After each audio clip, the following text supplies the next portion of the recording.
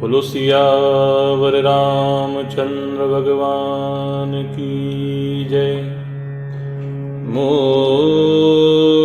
मुकुट बंसी वाले की जय।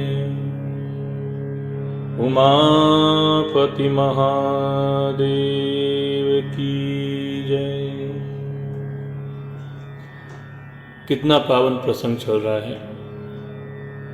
हम सभी के हृदय में निवास करने वाले परमपिता परमेश्वर श्री रघुनाथ जी महाराज का प्रागट्य उत्सव चल रहा है। महाराज दशरथ भी बड़े प्रसन्न हैं और उनके द्वार पर जो भी आया, जिसने जो मांगा उसको वह प्रदान किया। लेकिन विलक्षणता इस बात की थी कि जिसको जो मिला उसने उसे रखा नहीं, उसने भी अपने उस प्रसन्नता के कारण उसको आगे किसी और को बांट दिया या दान में दे दिया। तो मैंने कल वाले प्रसंग में आपसे कहा था कि आप जो मांगोगे वो मिलेगा। क्यों? क्योंकि त्रिलोकी के नाथ श्री रघुनाथ जी महाराज जो सभी को सब कुछ देने में समर्थ हैं, तो क्या उनके पिता समर्थ नहीं है? हमने परमात्मा से उनकी भक्ति मांगी है और आप सभी के आशीर्वाद से परमात्मा की कृपा से भक्ति प्राप्त हो। इसी शुभ अपेक्षा के साथ आज का प्रसंग प्रारंभ करते हैं। मन संतोषे सबनिके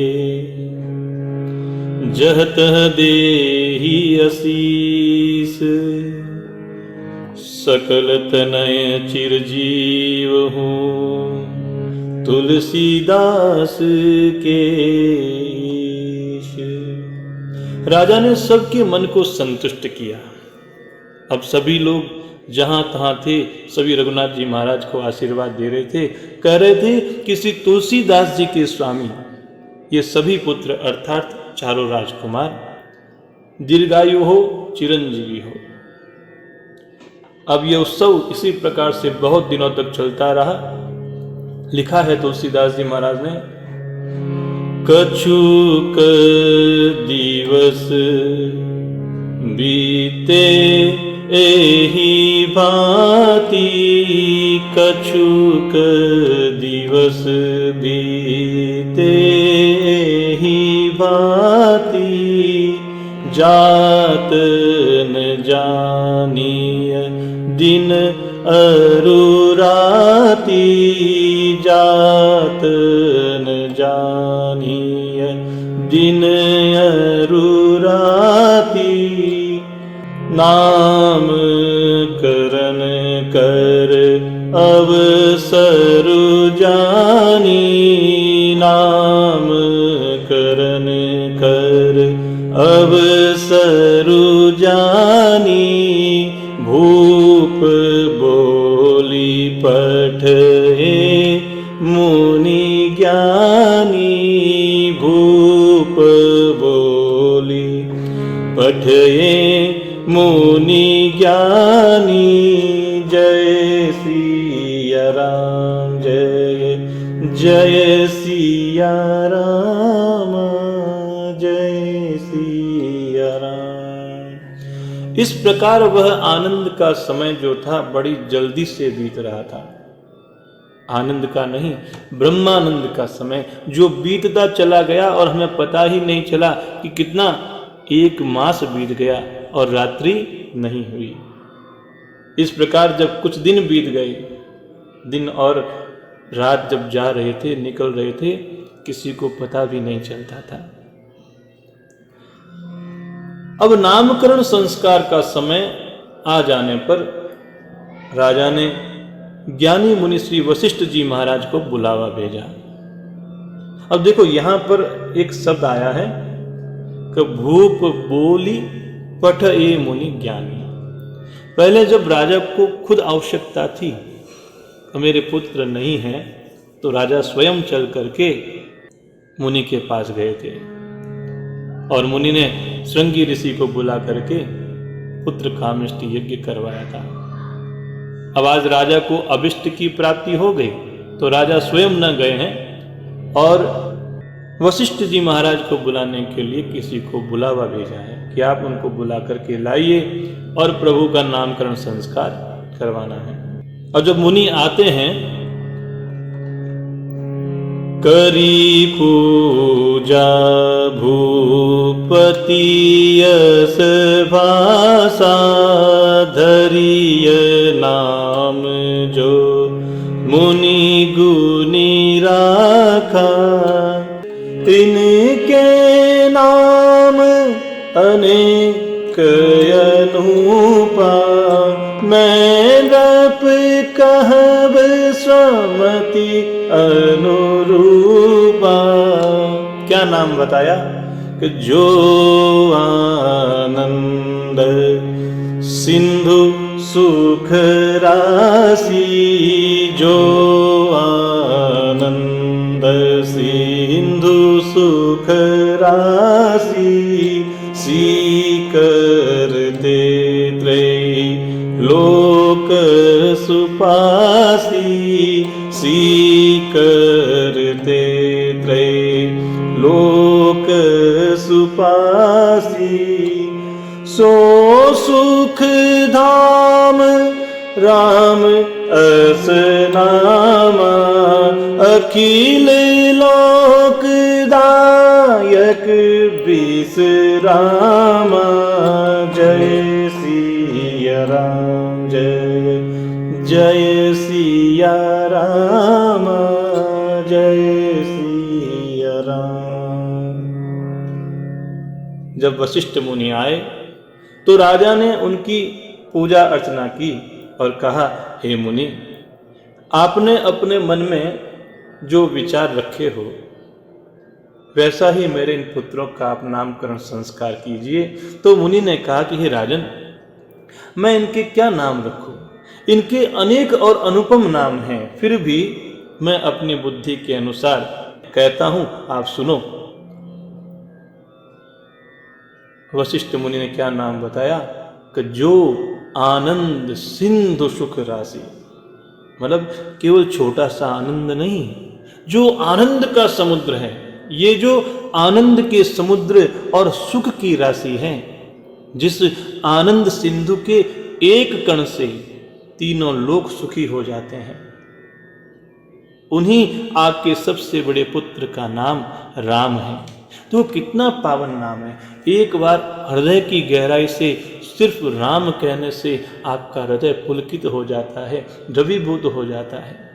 और जो सुख का भवन है और संपूर्ण लोगों को शांति देने वाले हैं, वही आपके ज्येष्ठ पुत्र श्री राम हैं। वशिष्ठ मुनि आगे कहते हैं, विश्व भरन पोषण कर जोई, विश्व भरन पोषण कर जोई, ताकर नाम भरत अस होई, जाके सुमिरन तेरी पुनासा, जाके सुमिरन तेरी पुनासा।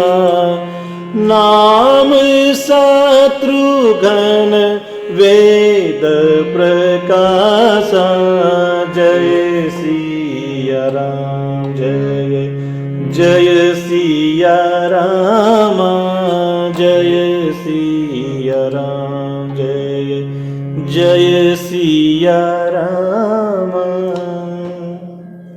आगे वशिष्ठ मुनि कहते हैं, जो संसार भर का भरण पोषण करने वाले हैं, जिनका नाम भरत भरत ऐसा उच्चारण करने से विश्व का भरण पोषण करने की क्षमता प्राप्त हो जाती है, वो आपके दूसरे पुत्र भरत कहलाएंगे।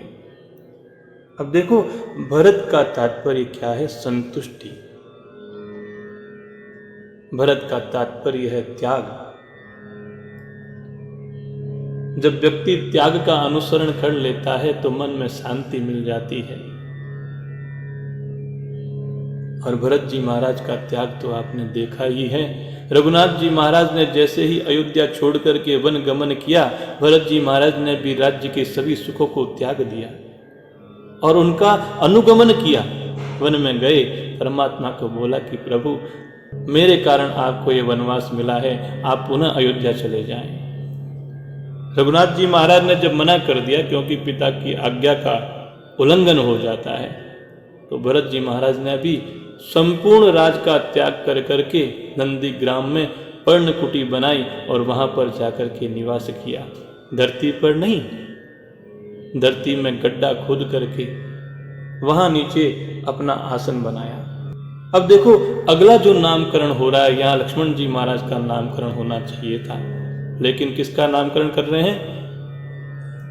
शत्रुघ्न जी महाराज का। शत्रुघ्न अर्थात जो शत्रुओं का नाश करने वाला हो। हाँ, जाके सुमिरन ते रिपुनाशा, जिनका स्मरण करने से शत्रुओं का नाश हो जाता है। ऐसे आपके ये पुत्र जो है, इनका नाम शत्रुघ्न होगा। लेकिन ऐसा पुत्र जिसने कभी भी शस्त्र नहीं उठाया हो, उसको शत्रुघ्न कहा है। ये जो ताड़का है, ये क्रोध का स्वरूप है। शूर्पणखा है वह काम का स्वरूप है, और मंथरा जो है लोभ का स्वरूप है। ताड़का का वध श्री रघुनाथ जी महाराज ने किया। शूर्पणखा की नाक काटी किसने? लक्ष्मण जी महाराज ने। और मंथरा को शत्रुघ्न जी महाराज ने दमन किया, मुष्टि प्रहार किया था। तो ताड़का और शूर्पणखा हमारे बाह्य शत्रु हैं, जो कि बाहर हैं। जैसे क्रोध और काम, ये हमारे भीतर में नहीं रहते हैं। क्रोध आता है 5 मिनट, 10 मिनट, 1 घंटा, 2 घंटा, उसके बाद व्यक्ति का क्रोध शांत हो जाता है। सुंदरता को देख के काम की वासना आती है और वह भी शांत हो जाती है, नित्य हमारे साथ नहीं रहती है। लेकिन लोभ ऐसा है जो लाभ को प्राप्त करके हमेशा बढ़ता ही रहता है, बढ़ता ही रहता है, और वह लोभ हमारे अंदर का शत्रु है। और शत्रुघ्न जी महाराज ने हमारे अंदर के शत्रु को नाश कर दिया, दमन कर दिया।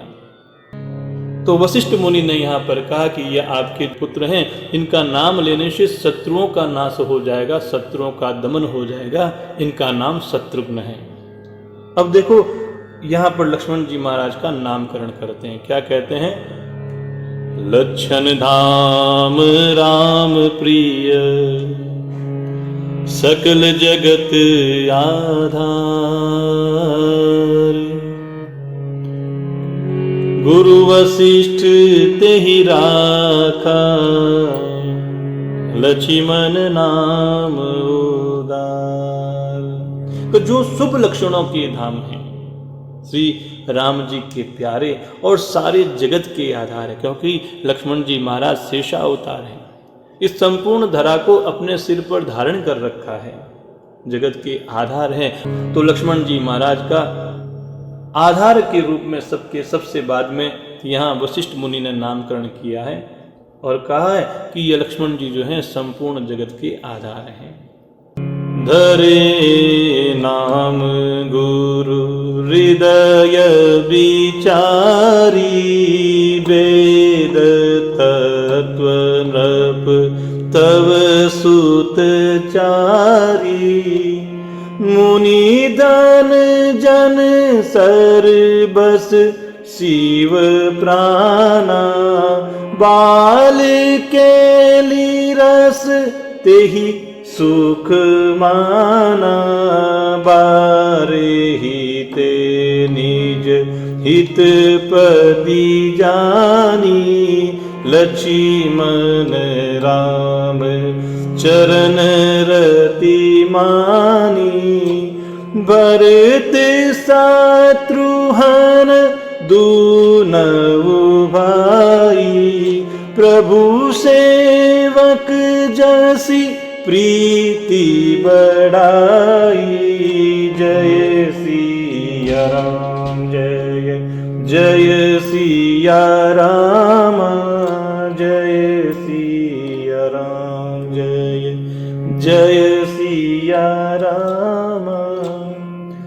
गुरु वशिष्ठ ने अपने हृदय में विचार करके ये नामकरण किया और कहा कि राजन, यह जो तुम्हारे चारों पुत्र हैं, यह वेद के तत्व हैं, अर्थात साक्षात भगवान ही हैं, जो मुनियों के धन हैं और भक्तों के सर्वस्व हैं, और भगवान शंकर के तो प्राण हैं। भगवान शंकर को सबसे प्रिय जो नाम है वह रघुनाथ जी महाराज का नाम है। उन्हीं का नाम का आधार लेकर के भगवान ने हलाहल विष को, कालकूट विष को अपने गले में स्थान दे दिया और अभी तक नीलकंठ के नाम से जाने जाते हैं। बोलो नीलकंठ भगवान की जय। चारों भाइयों का प्रेम बड़ा विलक्षण था। बचपन से ही श्री रघुनाथ जी महाराज को अपना परम हितैषी और स्वामी जान करके लक्ष्मण जी ने उनके चरणों में प्रीति को बढ़ा लिया, और भरतलाल जी और शत्रुघ्न दोनों भाइयों में स्वामी और सेवक के जैसी प्रीति थी। जैसी स्वामी और सेवक में प्रीति होती है, वैसी की वैसी प्रीति भरतलाल जी और शत्रुघ्न जी महाराज में थी। श्याम गौर सुंदर दो जोरी, निरखही छवि जननी तृण तोरी। चारिउशील रूप गुण धामा, तदपि अधिक सुख सागर रामा। और दोनों ही जोड़ियां कैसी थी कि श्याम और गौर वर्ण की थी। रघुनाथ जी महाराज श्याम वर्ण के और लक्ष्मण जी गौर वर्ण के, भरतलाल जी महाराज श्याम वर्ण के और शत्रुघ्न जी महाराज गौर वर्ण के। श्याम और गौर शरीर वाली दोनों सुंदर जोड़ियों की शोभा को देखकर माताएं तृण तोड़ती थी, अर्थात उन पर वारी जाती थी। यों तो ये चारों के चारों ही पुत्र शील, रूप और गुण के धाम हैं, लेकिन फिर भी श्री रघुनाथ जी महाराज की छवि जो है वह सभी को अपनी ओर आकर्षित कर लेती है। उन सभी से सुंदर जो छवि है वह रघुनाथ जी महाराज की है। देखो, एक बात जो मुझे ध्यान में आती है कि रघुनाथ जी महाराज, लक्ष्मण जी, भरत जी, शत्रुघ्न जी, इनमें किसी प्रकार का भेद नहीं है, क्योंकि परमात्मा ने स्वयं कहा था कि मैं आपके यहाँ पर आऊँगा और अनशन सहित लेव अवतारा, है ना। तो ये चारों के चारों परमात्मा के ही अंश है, परमात्मा का ही स्वरूप है। हृदय अनुग्रह इंदु प्रकाशा, सूचत किरण मनोहर हासा।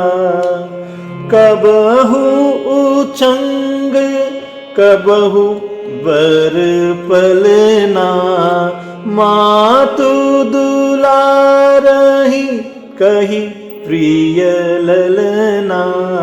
जय सिया राम, जय जय सिया राम, जय सिया राम, जय जय सिया राम। देखो, चारों के चारों पुत्र जो हैं शील और रूप और तथा गुण के धाम हैं, लेकिन रघुनाथ जी महाराज को सबसे अधिक सुख सागर बताया है। क्या कारण है कि उनके हृदय में कृपा रूपी चंद्रमा प्रकाशित होता है, जो अकारण करुणालय हैं, बिना किसी कारण के अहेतु की कृपा करते रहते हैं। और परमात्मा की जो हंसी है वह हमारे मन को हरने वाली, हमारे मन को चुराने वाली है।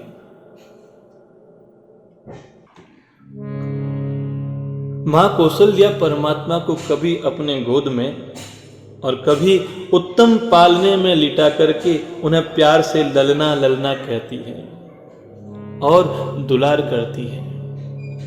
कितना सौभाग्य है मां कौशल्या का। वह परमपिता परमात्मा जिसका योगी मुनि सिद्धजन कभी दर्शन करने में भी दुर्लभता महसूस करते हैं, बड़ी कठिनता महसूस करते हैं, आज वही परमात्मा मां कौशल्या की गोद में पुत्र के रूप में विद्यमान है। व्यापक ब्रह्म निरंजन निर्गुण विगत विनोद, सो अज प्रेम भक्ति बस कौशल्या के गोद। जय जय। तो जो सर्वव्यापक है, निरंजन है, माया से रहित, निर्गुण, विनोद रहित और अजन्मा ब्रह्म है, वही ब्रह्म आज प्रेम और भक्ति के वशीभूत होकर के मां कौशल्या की गोद में खेल रहे हैं।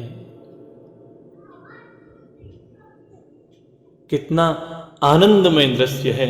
मां कौशल्या श्री परमात्मा के साथ उन्हें प्यार और दुलार कर रही है। इसी छवि को अपने ध्यान में रख करके आज की कथा को विराम, कल पुनः परमात्मा की लीलाओं में प्रवेश करेंगे। बोलो सियावर रामचंद्र भगवान की जय।